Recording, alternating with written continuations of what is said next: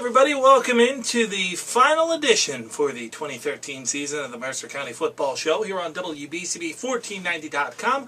Alongside George O'Gorman, Mike Samsel with you. We are presented by St. Francis Shore Heart Hospital in the city of Trenton and also by the Trentonian. Check them out online at Trentonian.com. And George, just very quickly off the top, we certainly appreciate the sponsors allowing us to do this for the past couple of years. It's been a lot of fun thanks to the Trentonian and St. Francis. And especially with the number of people that have been tuning in and watching the show every week. And I was talking to Bill Redner, and he was amazed. Our broadcast the other night from out at the College of New Jersey on the Group 3 state championship game, he told me there were over 1,250 hits. Yeah. That was just on the internet. Mm-hmm. That wasn't the people that were listening on 107.7 WRRC, part of the WBCB Sports Network. It was pretty amazing. 1,200 people just, and that, I got a number of emails and texts sent to me at the paper saying what a great broadcast it was, and from guys up at Matt Van Wagner up in New Hampshire, mm-hmm. Nashua, New Hampshire, listening. A lot of people in the area that were out of town were able to tune in and listen to the broadcast and read the tweets that we were sending out. It was amazing. It was a great night for Mercer County High School football, Mercer County sports in general. Yeah. Mercer County High School football in particular. And it was an exciting game. Mm-hmm. Lawrence jumps out to a 14-0 lead. They're up 2 touchdowns like 10 seconds into the second quarter. And then Hopewell Valley just settled down and came back and methodically wore them down. And, it was a credit to Mercer County High School football, and outstanding job culminated with the state championship by Hopewell Valley coach Dave Caldwell and his staff, and Todd Smith, the offensive coordinator, who mm-hmm. put together an outstanding offensive package led by Austin Fellows and Andrew Yuska. It was great for Mercer County High School football. It's 3 years in a row now that Mercer County has had a team in that Central Jersey Group 3 championship game. 2 years ago was Steinert. Last year it was Nottingham winning it, and this year it was Lawrence and Hopewell Valley coming out on top. It's great for Mercer County High School football. Hopefully it'll change the image that Mercer County High School football has around the state. Sure. It's probably not going to change any minds of the big parochial titans up in North Jersey. But, it shows that Mercer County High School football is respectable. Yeah, it certainly was. We mentioned 2 straight state championships. And the coolest thing to me, I was lucky enough I was able to make it out there by opening kickoff. The atmosphere was just unbelievable. The fans were going crazy. The place was packed. It was, 1-2 deep around the fence. There were over 8,000 in attendance at that game. I got there early, and fighting through the crowd from the Brick Township game, which had defeated Colts Neck prior to the Hopewell Lawrence game. And that was an interesting game because you had Colts Neck, which had eliminated Nottingham, mm-hmm. and you had Brick, which in its first round game had to come from behind to beat West Windsor Plainsboro North. So that, that probably one of Brick's tougher games was against Brick, was when Brick defeated West Windsor Plainsboro North after Kevin Murphy and Chris Casamento's outstanding passing attack. Mm-hmm. And then Colts Neck rallied, got out 21-0 lead on Nottingham, and they had a fight hold on at the end. So, all things considered, that Group 3 bracket in Central Jersey, the 4 teams from Mercer County, or 5 teams from Mercer County that got into it, because you remember Allentown in its first game, in the playoff bracket, lost to Lawrence. Mm-hmm. Lawrence closest game all season. It was Lawrence. Well, actually, Lawrence had a 14-12 win over Willingboro, just prior to the playoffs. But yeah, that was great for Mercer County High School football. Trenton had a respectable turnaround season, and hopefully that'll continue under Tariq Holman. And hey, it was a good year for Mercer County High School football. And man, it seems like it went so fast. Yeah. What were we here the first week talking about? Right after Labor Day, talking about that opening weekend game, only one game, Allentown against Steinert. Mm-hmm. And now we've wrapped up a season which will go down as the best season for Mercer County High School football, in my opinion, and I've been doing this 40 years.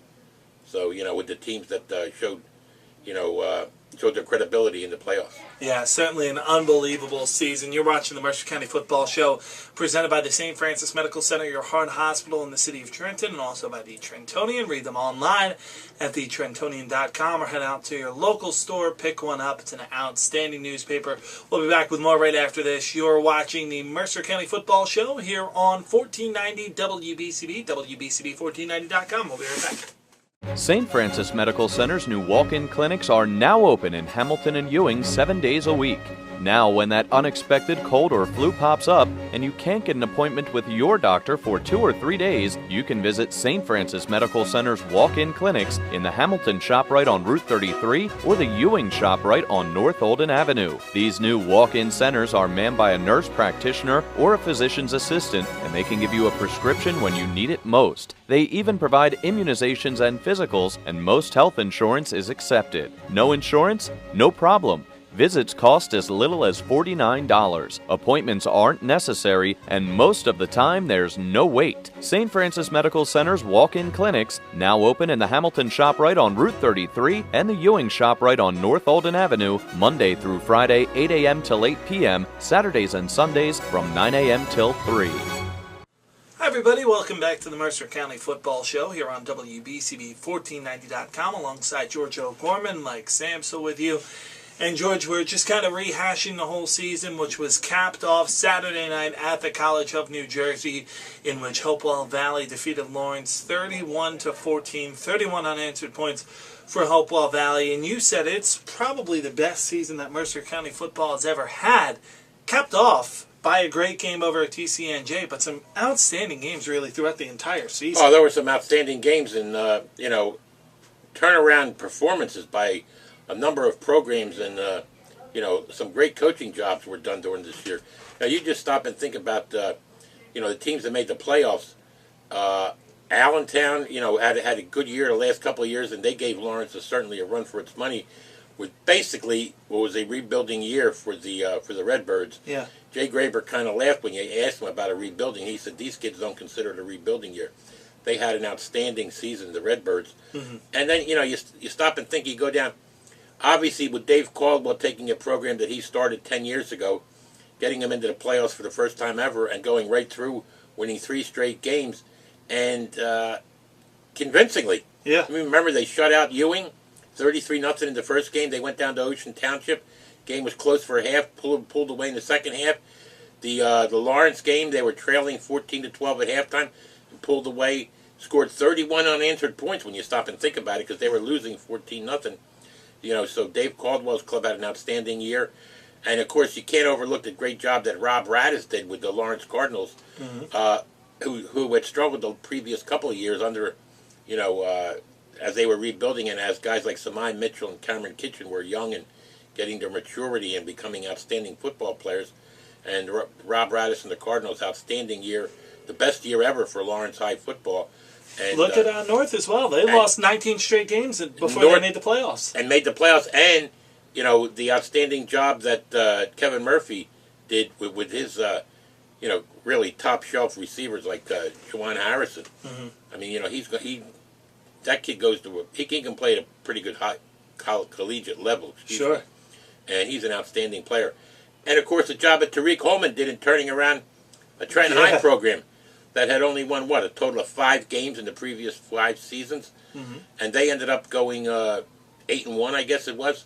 So, more credits to the Tornadoes. And J. Ron Brown, an outstanding lineman. Brian Wharton, Trumaine Nieves.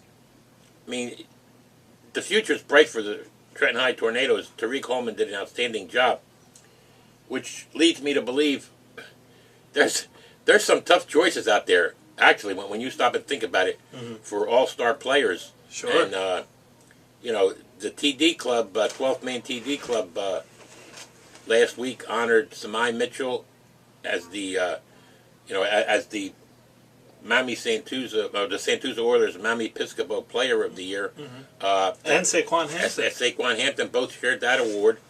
And on the defensive side, the Fuzzy Falzone Lineman of the Year award went to J. Ron Brown from Trenton High School and Cameron Kitchen. Yeah. I mean, really, four guys who could certainly go on and play at the next level. Mm-hmm. I mean, they've been as good as anybody that we've seen come out, of Mercer County in a long time. And if you had the pleasure to be at the 12th Man Touchdown Club last week, J. Ron Brown giving his speech was one of the funniest, most charming.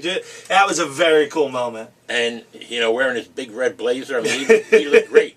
He looked like he's ready for the big time, J. Ron Brown. And it's a credit to the outstanding quality of athletes who played football in Mercer County this year. We talked about the outstanding football coaches who did great jobs. Mm-hmm.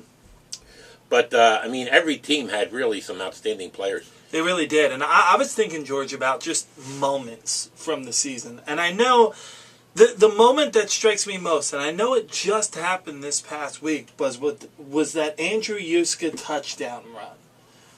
Hopewell Valley is down 14-0. He gets hit at about the 6-yard line and just refused to go down. Yep. Kept his legs churning, body leaned forward, and plowed 6 yards to get that touchdown, to get Hopewell Valley on the board. That's the lasting moment of the season to me. That was incredible. I think he had 300 yards last year as pretty much a backup role. Yeah.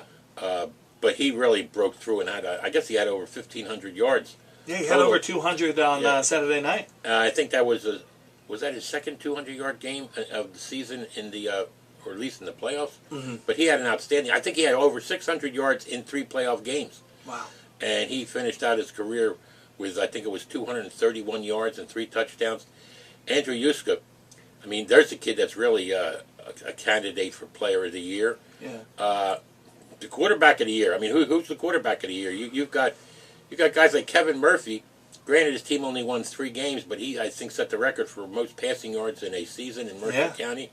You got Austin Fellows, who had a second straight 1,000-yard season for Hopewell Valley, and Nick Falkenberg had an outstanding year, only a junior, for Rob Radis and the Lawrence Cardinals. There's 3.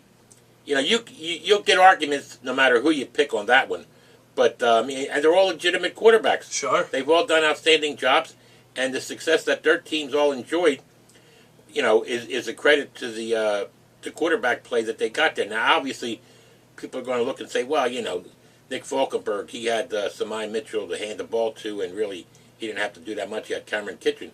Don't worry, Nick Falkenberg. A lot of coaches told me that Fellows may have put up more numbers, or Murphy may have put up more numbers, but Falkenberg might have been the best quarterback overall. And he'll be back next year. Yeah. Fellows, hopefully Austin Fellows will move on. He's got. The kid's 6'4", 6'5". Mm-hmm. He's certainly what they look for in a big-time, college quarterback. Sure. Because he's got the size he can throw. Some of those passes that he throws are unbelievably on target. They're the type that you're used to seeing on Sundays when you look at NFL games. I can remember the 2 touchdowns he threw in the second half when Hopewell Valley pulled away and defeated Burlington Township. He threw 2 passes to Yuska right down the middle of the field that were unbelievable. And then he comes back. The week before, he had thrown 2 passes. If you remember, Mike, we did the game when they played Ewing. Mm-hmm. He threw a pass to Yuska, who like a big-time Mike Geis. Yeah. Who like a big-time receiver, got both feet inside the sideline there, so to make sure that he was inbounds. That was for about a 40-yard completion, and then comes right back and throws a pass to Geis in the corner of the end zone. Hopewell Valley had some guys that made some big plays. Remember the opening play of the game when Allentown played Hopewell Valley, and they were both, Allentown had actually lost the game prior to that out in Utah. But that game opens up with Drew Wiley, I think, going like 85 yards for a touchdown. Mm-hmm. And the Bulldogs, Hopewell Valley Bulldogs, came from behind. Lane Big Chief Meyer intercepted a pass. Actually, at the 2-yard line, he just stepped into the end zone. Yeah. And there was another one, I think it was who was it? It might have been a Mike Geis interception, and returned it down the sideline to set up another touchdown. That was an outstanding game in my mind. And then Trenton came back the next week and defeated Allentown in a game that was very close. Yeah. Into the 4th quarter. The Trenton game had Rancocas Valley. Sure. Yeah. When Trenton had problems with their special teams and drove right down the field on their opening possession and scored a touchdown, and then kind of messed up on the ensuing kickoff and let Rancocas Valley go all the way down. and then Trenton had a drive later in the game. They should have tied the game, but Jermaine Nieves missed by a couple of inches of getting the 2-point conversion. And later Trenton had a punt from about its 5-yard line blocked to go into the end zone, and Rancocas Valley recovered, and Trenton ends up losing 21-19. But, some really outstanding games this year. I could probably sit down and take maybe about 15 minutes and probably come up with about 10 really memorable games this year. Some years you don't have many of them. Yeah. This year, I thought we had some outstanding games this year. We had some outstanding games this year, and even the teams that struggled weren't at the level that they are usually at. You look at maybe a Hamilton or a Steiner, and you look at a Notre Dame. Those teams all have an outstanding amount of talent coming back. The league may even be more competitive next year. It may be more competitive, but I don't know if it's going to have the top shelf players that it had this year. We were just talking about some of the more memorable performances, and I didn't see the game. Rich Fisher covered it for us. But how about that Hopewell Valley Nottingham game? Oh yeah, it's unbelievable. When Hopewell Valley was undefeated and Nottingham, handed Hopewell Valley its only loss of the year, and how many great performances did Saquon Hampton have, either returning punts or interceptions or kickoffs? I mean, he had some memorable, efforts this year. Steven Adams. I mean, there's a quarterback that some years would have been a runaway choice as quarterback of the year. Yeah. But he was just up against a really top shelf, cast of outstanding quarterbacks this year. And, Rob McCoven from Notre Dame, until he got hurt with 3 games to go, he was having an outstanding year. And, there's guys that are Lorenzo Bryant. Yeah, Lorenzo doesn't even get mentioned. He doesn't, but yet he's one of the top. He's easily one of the top half dozen running backs in Mercer County this year. Sure. And think of some of the defensive players we saw this year. John Diamond over at Notre Dame. Malazzo. Alex Roman, who became one of my favorite players. That dude's always around the ball. Really, how many outstanding players did we see? I'll tell you what, it's a tough choice trying to pick an all CVC football team this year, because there's some really outstanding talents. I know one person who does have to be on that all CVC football team is somebody who really came into his own toward the end of the season in both the linebacking core and as a blocking back, and that's Kyle Horahan. Well, first time I saw Kyle Horahan, I think it was against Allentown when he had an interception, or was it against Steiner? Because he really blossomed. I think he's only a junior. Yeah. And he'll be back next year. I mean, played well in that Notre Dame game as well that you and I did. Probably the best game we had on the Friday night. Probably was. Well, I think the week before maybe that Allentown, we didn't broadcast that game, that Allentown Hopewell Valley game. And speaking of that, I was glad to see, by the way, just to interject, that the Hopewell Valley broadcast, we were able to get some sponsors, to help promote the games. The Hopewell Valley Bank, Ackerson Construction, the people that built that outstanding football facility over there at Hopewell Valley, they came on and helped sponsor the games. George Yuska and his son, Andrew, outstanding performances. I mean, it was a great year. Yeah, it was certainly very appreciative from all of us at WBCB, from everyone in the Hopewell Valley community who allowed us to do what we enjoy doing, and that's talk about high school football and have a lot of fun and covering the games. And congratulations to Hopewell Valley. We got to step aside. We need to take one final timeout. George and I will come back, wrap up the 2013 Mercer County football season. Right after this, you're watching the Mercer County Football Show here on WBCB1490.com. St. Francis Medical Center ranked #1 in Mercer County for patient safety. A recent article in Consumer Reports titled "How Safe is Your Hospital?" ranked St. Francis Medical Center in the top 10 hospitals in New Jersey for patient safety, and it was the only hospital in Mercer County to reach the top 10. This article from Consumer Reports provides a ranking by state in the categories of infections, readmissions, communication, and scanning, and Consumer Reports ranks St. Francis Medical Center in the top 10 in all of New Jersey for patient safety, and the #1 hospital in Mercer County, St. Francis Medical Center. Hi everybody, welcome back one final time to the Mercer County Football Show here on WBCB1490.com. Mike Samsel, George O'Gorman with you, courtesy of the St. Francis Medical Center, your heart hospital in the city of Trenton, and the Trentonian, two outstanding partners with us here on the Mercer County Football Show. And what a great season it was. We talked about some of the memories, and George, we talked about how fast this season went. Well, it seems like not that far away is the 2014 season. I was just thinking about that. Some of the outstanding performances that we saw during the 2013 season, the 3-month or 4-month season, actually, because it went to the second week or the first weekend in December. I mean, there's some outstanding kids coming back next year. Mm-hmm. You start at the top of the list. You got Kevin Murphy, the quarterback. You got Nick Falkenberg, the quarterback at Lawrence. Kevin Murphy at West Windsor North. They're going to battle it out as two of the best quarterbacks in Central Jersey, no question about that. Joey Mordino's going to have a great year next year. Joey Mordino, the running back. Joe Abdo's the player to watch, who's going to take over quarterback at Notre Dame. The young quarterback. Well, he's already taken over the quarterback job after Robert Coven got hurt. Joe Abdo's going to be in that mix. Kyle Bond, the quarterback over at at Hamilton, he's going to be in contention for one of the top quarterbacks in Mercer County. A couple guys you and I learned about on Thanksgiving, Mike Morrison and Steve Christopher over at Steiner. And Kyle Muller, who Coach Dan Caruso raves about, he's coming and he's going to be very good next year. There's another guy, you didn't get a chance to see him. I saw him a couple times, David Beamer. Okay. Only a sophomore at Princeton. They didn't win a game, but David Beamer did an outstanding job this year for a young kid stepping in because of injuries and everything. And he's staying 6'4", throws a nice pass. And there's another guy from Princeton that was overlooked because the Little Tigers didn't win a game in the first year for Coach Caldwell. But I'll tell you what, Liam Hellstrom could play receiver for anybody. Yeah. I mean, he's a senior, and he's just an outstanding talent. And I think he may be going on to play lacrosse in college, if I'm not mistaken. I may be wrong there. But he's certainly, Hellstrom was an outstanding receiver. And David Beamer, young sophomore out of Cranberry. I was impressed with this kid when I saw him in their opening game of the year when they got beat by Northern Burlington in a game that was out of hand right from started on a Thursday. Mm-hmm. And then we had snow or something. It was lightning. We had a lightning delay. How many lightning delays did we have early in the season? And he came back and finished it up the next afternoon.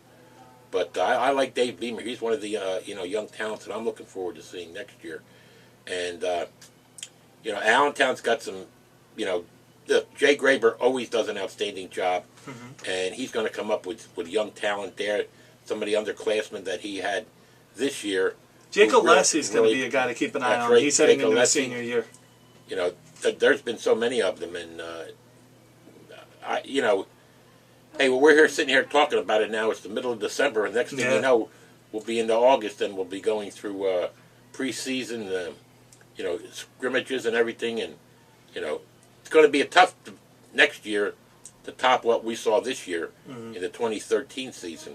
2013, I guess, was a lucky year. It certainly was, but you know what, George? It's fun. I remember sitting here, you and I, last year, talking about the Nottingham Championship and saying, boy, it's going to be hard to top what we saw this year with what Nottingham did.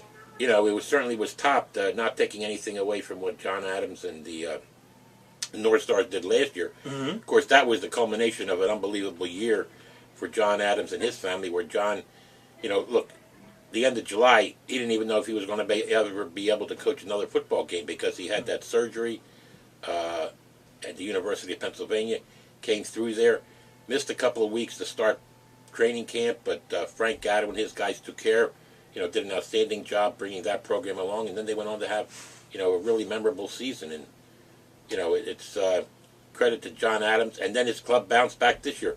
Yeah. I don't know what the North Stars are going to do next year because they've had two of the best ever back-to-back seasons. But, hey, they got some talent there as always. Steiner should be improved next year. Steiner had another kid this year who really most people didn't get a chance to see much unless you were a big-time Spartan fan, but Matt Zendomenico. This kid was pretty good. Yeah. And he did a lot of things for the Dan Caruso's ball club. Hamilton's should be excellent next year with Kyle Bond, the quarterback. And just trying to... another thing, we were talking about the outstanding coaching jobs done this year.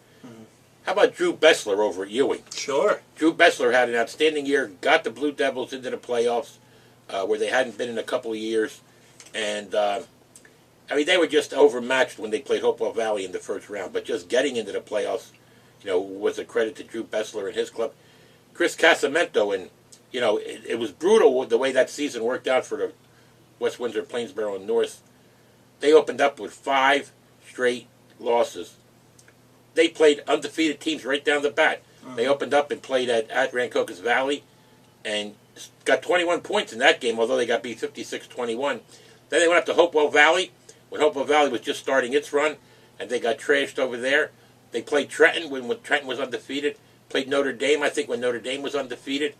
And the West Windsor North Pirates Pirates, I keep calling them. North Jersey, West Windsor, Plainsboro, and North Knights did an outstanding job, just stuck to it.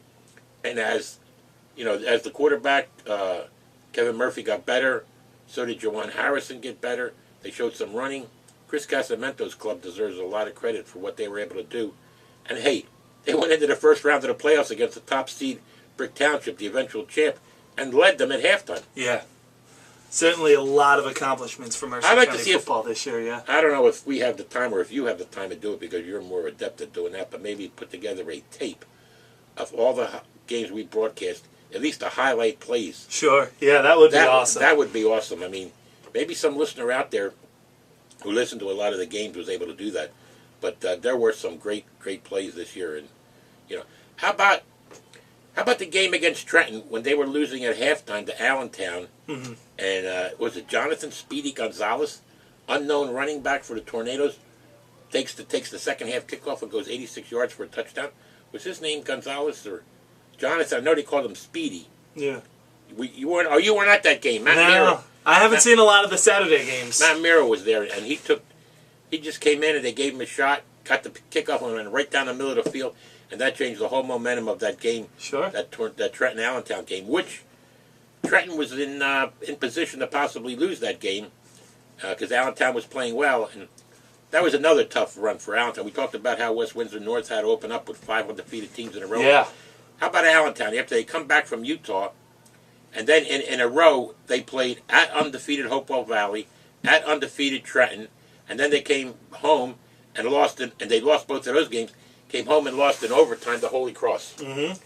And Holy Cross got to the second round of its playoffs, eventually losing to DePaul. And, hey, it was just a great year. So many memories. I could sit here and write them all down and still would miss some. It certainly should be outstanding. Me and Sean will get cracking on that highlight tape. See if we can that put might that be together. good. Sean, that might be a good challenge for Sean. Yeah. Maybe, who knows, maybe we could make it available, and if, Yeah, certainly. If we do, stay tuned to our Twitter. Twitter.com at WBCB Sports. If we come up with it, we'll throw it on there. Everything like that. It certainly was an outstanding year. Now we set our sights on basketball, and we will do that here on the WBCB Sports Network. But partner, it was another great one in the books. It was an outstanding year and a very memorable year, and, memories to last. At least it'll keep us... keep our interest in football going until we get to next August. Yeah, absolutely. Certainly a big thank you to all of our partners, the St. Francis Medical Center and the Trentonian, Bill Redner, Matt Miro, who work tirelessly behind the scenes to make sure that we can get out and do this kind of stuff. Well, there's a lot of people working behind the scenes to make all this possible, and we appreciate everything that they did, and it's all for the viewers out there and the listeners and everybody that likes to keep abreast of what's going on in Mercer County football. And this year we had a memorable year, one that hopefully could be top, but I don't know if it's going to create the excitement that we had this year. Yeah, it certainly was a magical season. Thanks to all of our sponsors, all of the listeners out there, all the viewers of the show, as well to my partner, George O'Gorman. Always another pleasure working with you, George. Mike. It's been so much fun, and we will be back next year for another season of Mercer County football. Everybody stay tuned to the WBCB Sports Network. We're expecting a great hoop season as well, so it should be a lot of fun. But thanks to all of you for watching the Mercer County Football Show, and until next time, have a great day, everyone. Thanks, everybody. Enjoy the holidays.